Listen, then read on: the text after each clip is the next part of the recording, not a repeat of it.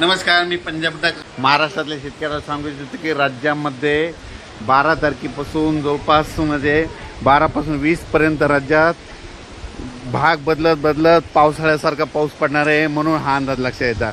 पण राज्यातल्या सर्व शेतकऱ्याला सांगू इच्छितो की हा पाऊस मान्सून पूर्व असणार आहे म्हणून हे लक्षात येतं। आणि राज्यातल्या परत एक शेतकऱ्याला सांगू इच्छितो की राज्यामध्ये आणखीन सांगायचं झालं तर सगळ्यासाठी आनंदाची बातमी, मान्सून 12 मेला दस्तक देणार आहे। अंदमान बेटावर दस्तक धडक देणार आहे, अंदमान बेटावर दाखल होणार आहे। यावर्षी जवळपास 8-10 दिवस लवकरच येणार आहे म्हणून हा अंदाज लक्षात येतो। पण राज्यातले सर्व शेतकऱ्याला सांगू इच्छितो की त्याच्यानंतर 20-19 मेपर्यंत तिथं स्थिरावलेलं राहील। परंतु स्थिरावलेलं राहत असताना तुम्हाला सांगू इच्छितो की त्याच्यानंतर 21 मेपासून परत राज्यात मान्सून परत सक्रिय होणार आहे म्हणून हे लक्षात घ्यायचं।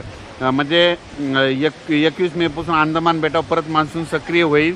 त्याच्यानंतर वेळेप्रमाणे जून महिन्यामध्ये आपल्या महाराष्ट्राकडे दाखल होणार आहे म्हणून हे खास करून आनंदाची बातमी। सांगायचं झालं तर आपल्याला दरवर्षी जशी वाट बघावं लागते तशी काही यावर्षी वाट बघण्याची गरज नाही। 12 मेला उद्याच्याला दस्तक देणार आहे म्हणून हे अंदाज लक्षात।